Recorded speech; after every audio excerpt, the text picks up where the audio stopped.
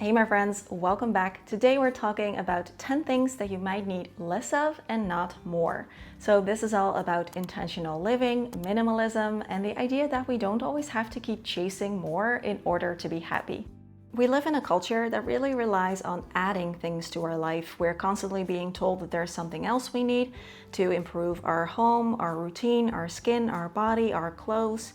There's always another product, another solution, another version of life to strive for. And when you're constantly being shown all of these things to want, it's really easy to feel like our life or our stuff or what we currently have isn't good enough or that we aren't good enough. The result is that we get used to wanting, to shopping, to consuming, and we're always taught how to add things to our life, but we rarely stop to ask, what if we already have enough? Do we even need more? And what if nothing is missing? So that's what the video is about. In a word, contentment, being happy with what we already have and being at peace with where we are right now. And just to be clear, this is not me saying that everyone should want less of these things. If they bring you happiness, joy, meaning, that is perfectly valid, or maybe there are even some on this list that you would like more of, and that is okay too. So a more accurate title for this video could be something like 10 things where it's okay if you want less of these things, but that doesn't sound as good, so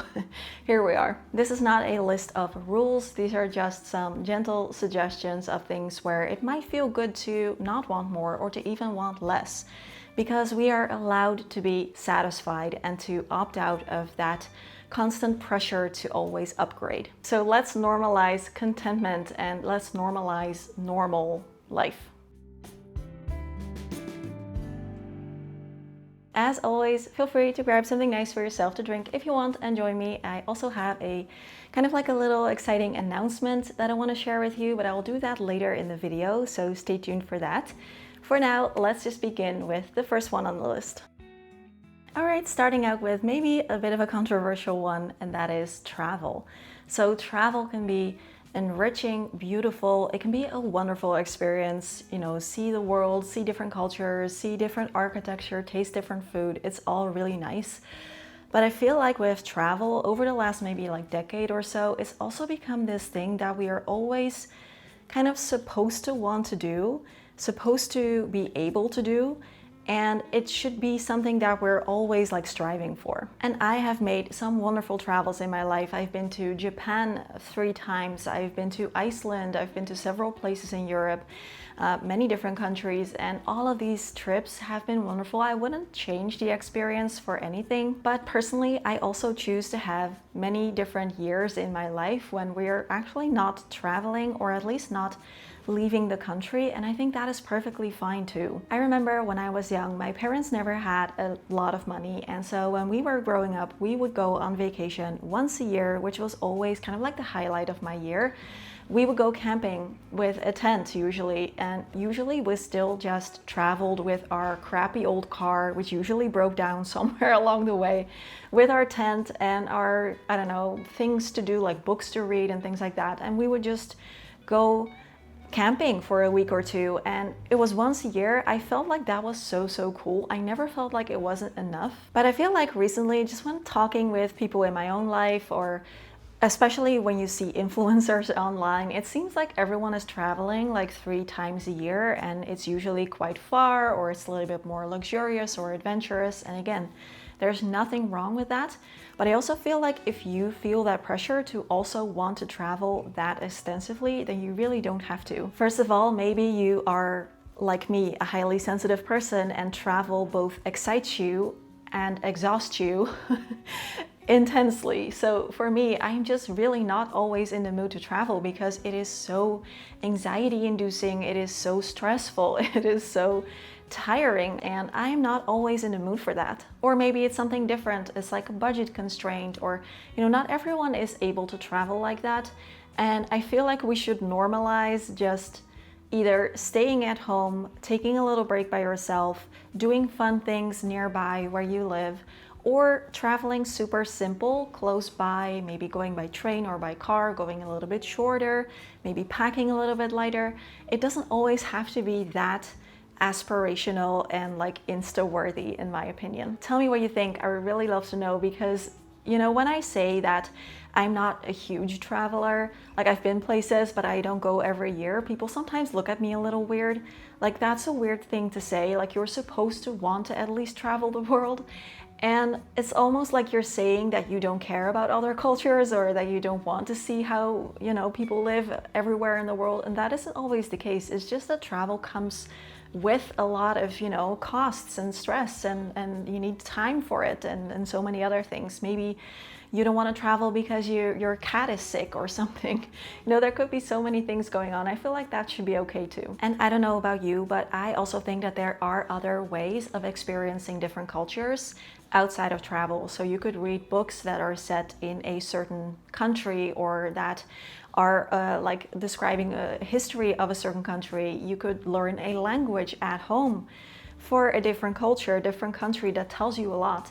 You could experiment with cooking recipes from different places. Like, there are other ways. I also love watching just travel videos on YouTube, seeing, you know, what else is out there, and I really like that. The next one maybe might ruffle a few feathers as well, but it is eating out. Of course, I love eating out. I do consider myself a foodie, you know. I love trying different restaurants and seeing different places. But for me, over the last couple of years, I have really changed eating out as something to really look forward to, something special, as opposed to something that you just do once a week. And part of that for me is just the cost. Eating out has become really, really expensive here. Of course, there's the whole like experience and ambiance of going out to dinner or going out to lunch or breakfast. That is different.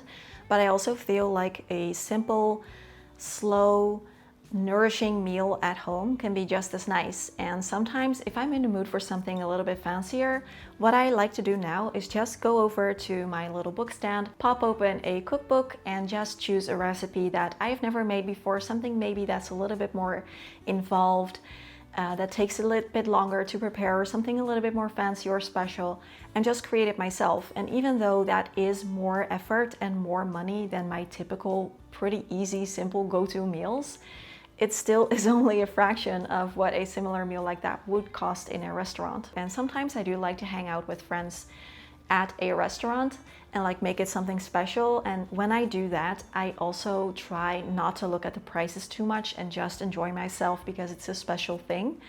But I also think that it is okay to be like, you know what? I don't strive to go out to eat every week. And otherwise, I can just prepare something for myself or for friends, invite them over in your own home. The next thing that I think that sometimes we might need less of and not more in this society, in this world and culture, is productivity. We are taught to measure our value and sense of self-worth by our output, by our productivity. So did you get everything done today that you wanted to do? Did you check off all your to-dos? Did you achieve your goals? And even taking breaks and taking rest is often talked about in the sense of productivity. So it is talked about as, yes, taking breaks and taking rest is a good thing because it allows us to be more productive in the end.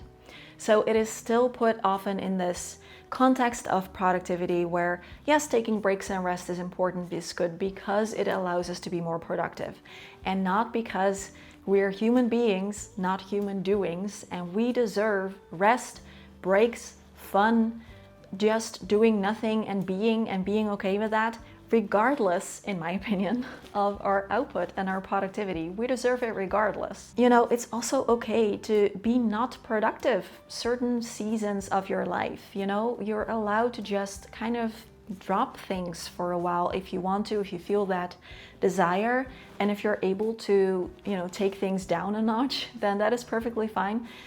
And it doesn't have to lead to more productivity later, in my opinion, because you only have one life and you're allowed to enjoy it first and then, like, I don't know, be productive with it second. So what if your life didn't revolve around your output, around your productivity? What if the goal wasn't to get more done in less time, but just to enjoy being alive? Of course, there's nothing wrong with, you know, productivity itself. It provides structure, focus. It allows us to maybe do things that are a little bit harder, to take a little bit more effort or more work or more skill. So I'm not saying that, you know, we should never try to be productive or structured or efficient or work hard about things that truly matter to us. But the point I'm trying to make is that our productivity doesn't have to be tied to our self-worth, and a wasted day or a lazy day doesn't necessarily have to exist in our vocabulary. It can also just be a recharging day, or a fun day, or a, lazing around the house in a nixe sort of way, which is the Dutch word for enjoying doing nothing. So instead of evaluating my week by, how much did I get done, and did I do everything that I wanted to do, and did I reach my goals, and I also try to ask myself, like, did I feel connected and grounded? Did I feel at peace? Did I connect with someone else? Was I kind to others? Did I enjoy any of it? These are, in my experience, more important questions, because life already asks so much of us. Most of us do have jobs or school or some kind of responsibility, and then we need to clean and cook and grocery shop and have a social life and exercise. Like, there's so much already that is being asked of us, that we are in charge, in my opinion, about how we want to spend the rest of our time. And if you don't want to be productive during that time in this part of your life, then that is absolutely fine. Number 4 is stress. Stress is all around us. We live in a world where stress, in my opinion, is very much normalized, to the point where sometimes we don't even really recognize that we are stressed. It's just the way that we are used to living. And I feel like sometimes stress and busyness is even glorified a little bit when people say, like, yeah, it's been so busy, like I hardly had time to sleep or rest or do things. Like, we kind of wear it as a badge of honor, like, look how good we're pushing through our stress. But chronic stress isn't fun and it does take its toll, physically, mentally, emotionally. It affects our relationships and just how much we are able to enjoy our life. Your nervous system isn't designed to live in a constant state of emergency, of fight or flight mode. You are allowed to also feel safe and just relaxed. And in some ways, stress is a natural part of life, and sometimes something happens, it's unavoidable, we just have to deal with it as best we can.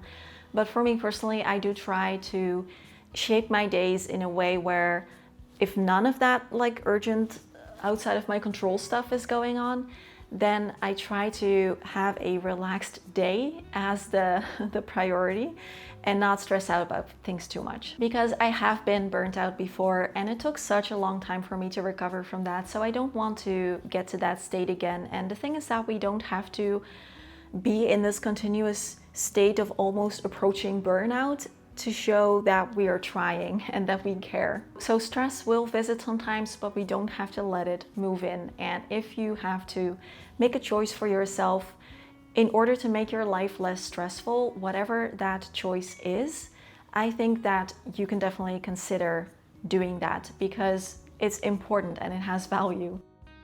Number 5 on the list is stuff. And I'm sure that this doesn't surprise you coming from me as a minimalist.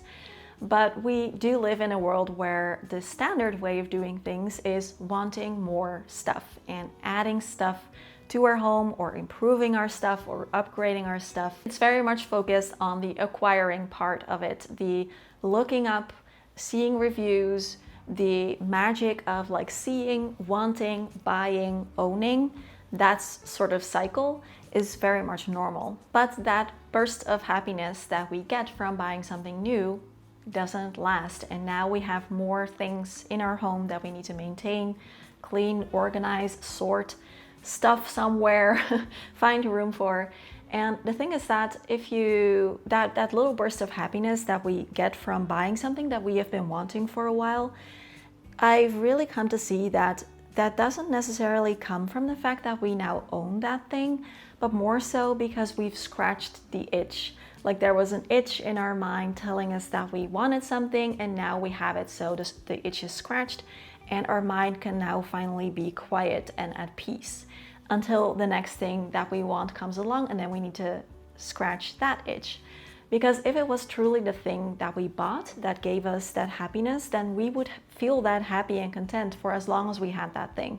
But it doesn't always, or usually does not work that way. And for me, this was just kind of like a light bulb moment where you suddenly see that the narrative that you're always being told by advertising, social media, people around you who continually buy things, that that's a good thing. Like that is what you're supposed to be doing. And suddenly I just realized that, hey, I don't have to participate in that. I don't have to keep continually buying things and adding things to my life. I can also just not and be content with what I already have and only buy things when there's an actual reason for something that I feel like that could make my life easier, better, more joyful, or some other thing.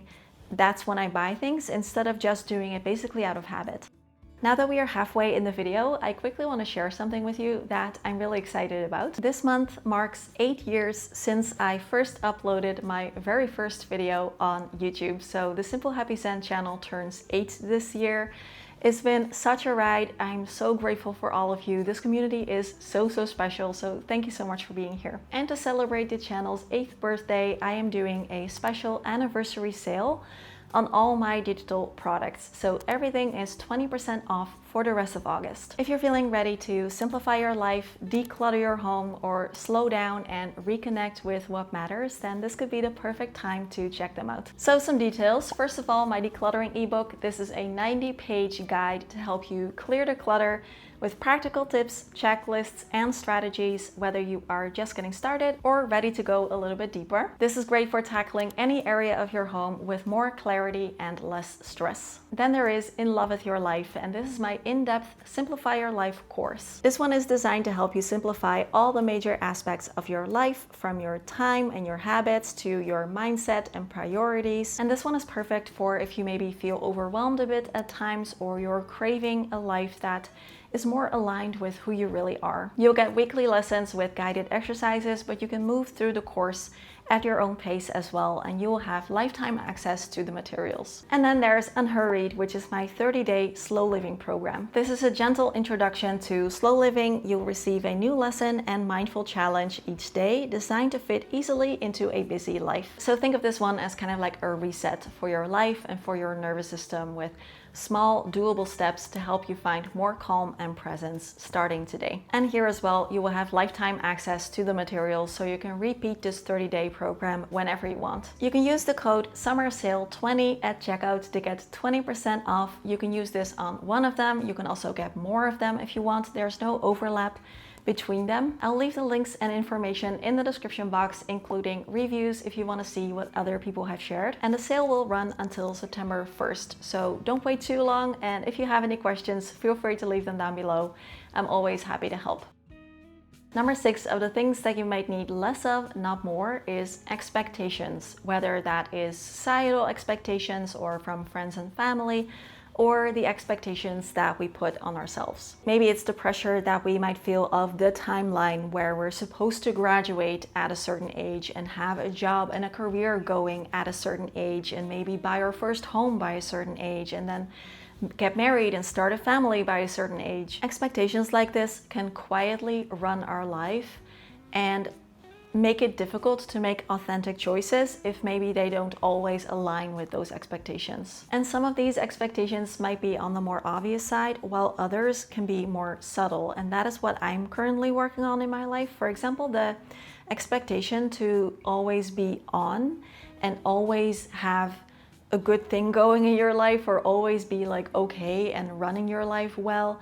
Or even the expectation that I put on myself, at least, where if I'm being social, that I feel the need to be entertaining for the other person, or like do the social thing well and be, you know, enigmatic and talk and laugh and like be on in that sense. I don't know if this makes sense to anyone watching. If this relatable to you somehow, please let me know in the comments. And sometimes these expectations become kind of like the framework that we measure our life against. And then if we don't meet these expectations for whatever reason, maybe we don't want to, or we haven't been able to yet, we feel like we're falling behind, like we are not where we should be. And when we can kind of let go of that idea that our life needs to follow some kind of script with certain like deadlines and expectations, we can then create a little bit more acceptance and a little bit more space to breathe and to ask ourselves what we want. I say this also as someone who is child-free by choice. I am now 37, still no kids, don't want kids. And here in the Netherlands, this is a relatively normal thing, although not everywhere. But in my family situation, people have been super accepting, and that is great. But I do still also get the question sometimes, like, when are you having kids? Just people assuming that you will, or that you at least want to. So this can creep up in unexpected situations. So of course, this doesn't mean that you can't have goals or you can't have dreams, but it just means that how well you've been living your life so far is not dependent on if you can check off someone else's boxes, basically.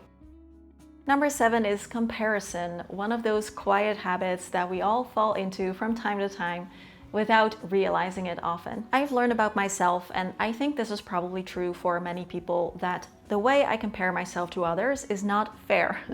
It's not a fair comparison because I always compare upwards. So I compare things to people who have a better version of that, or a prettier version, or maybe they make more money, or maybe they, I don't know, something is better. And that is how we typically compare ourselves. We see a part of someone's reality, and maybe it's not even their reality, it's just what it looks like online. Maybe it is their reality, but it's only a part of their life. We measure our own life against that, and we feel like in this regard we're not measuring up, and therefore everything doesn't measure up, because no matter where you look, there is always going to be someone out there who has that particular thing that you are comparing better than you. And as they say, comparison is the thief of joy. I really have come to embrace this expression and have learned to not compare myself in such an unfair way, and instead try to see not just parts of people's reality, but their whole reality against my whole reality. And I always come back to that sense of gratitude and contentment and peace, because I love my life and every part of it adds to the whole. So even if there are certain parts of it that maybe I would like to change or improve, or I don't know, have it be easier somehow, it's all part of me. Do you know what I mean? And I would never want to trade lives with another person because I love mine. And so it's all part of the story, and that makes for a much fairer comparison, in my opinion. So your life and your worth doesn't decrease when there's someone else out there who is doing very well. It doesn't take away anything from you, and your life is perfectly okay and fine and nice just as it is, even if it doesn't look like shiny or special, if it just looks like a normal person living their normal life. Number 8 is clothes. So I have been doing a shopping ban for my wardrobe this year. I've talked about that before in my low buy update. I will link that right here if you want to watch it, and in the description box below. And I have been loving this shopping ban. And it's not even that I'm now trying to like hold myself back from shopping, but it's even gotten to a point where I actually really don't want to shop for my wardrobe. It's so funny because I used to shop for my wardrobe for clothes, accessories, jewelry, shoes, just out of a hobby. Like, it was just a fun thing to do. And when I look around just the people in my life and the people I see online, shopping is seen as a fun thing to do, like treating yourself maybe, or if you're sharing excitement about something, maybe you are moving, that means shopping for your new home. You got a new job, that means shopping. Or maybe you're sad, you're trying to cheer yourself up, that means shopping. So shopping is just something in our culture that is a thing by itself. Like, no one questions the validity of, do I even really need more clothes? Do I want more clothes? Would that add anything? It's just something you do. And of course, in the case of fashion, that is exacerbated by the fact that trends are always coming and going. So if you want to look stylish and put together, you cannot really show up in a sort of clothing that people wore 10 years ago because you look outdated. Now, I personally don't care about this, and I try to stay away from things that are very trendy, and look more for timeless things that I can wear year after year. But I can totally imagine that people would care about this depending on what your life is like, and maybe where you work and things like that. So even our clothes kind of have that planned obsolescence built in them to keep us shopping because they are not trendy anymore. I have been loving using these things again. Some of them are 10 years old or even older, and they are still in good condition. I still enjoy wearing them, and that is so much more special to me than going out shopping for something new. All right, number 9, the second to last one. Maybe this one is a little weird, but hear me out. And it is friends. So of course, I'm not saying like you don't need people, you don't need friends. We all kind of need people in our life, and that is fine. I have some wonderful friends. Most of them I've known for 15 years or longer. But growing up, I did have some trouble with a certain like friendship group. It got a little toxic. I was bullied a little bit, even by like my close friends. And so, you know, I've been through some stuff with friends, and I am now really happy to have a few people in my life, just a handful of close friends that care about me, that I care about, and I feel like that is enough. But when I was younger, I used to sometimes feel a little bit lonely, or that I didn't have enough friends because of what we're always being told by media, especially like you're supposed to have a good friend group where everyone knows each other and where you go out and do things with that group. I never had that. My friends don't know each other, so I don't have a friend group. I also don't have close friends that live nearby. Most of my friends live kind of semi far away to really far away.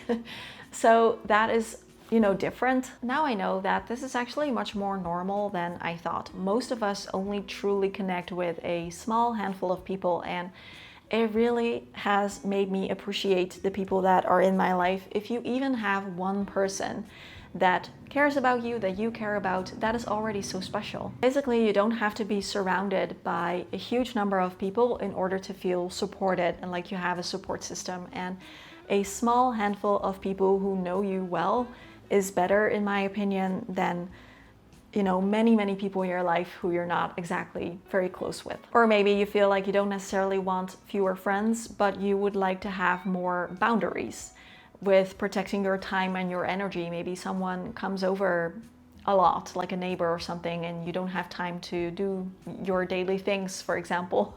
I've heard stories from people like that. So whatever it is, if you feel like, okay, the social stuff, maybe the parties, the engagements, the commitments, I want a little bit less of that in my life and just focus on a few handful of like good friends or family, then it's okay to want that.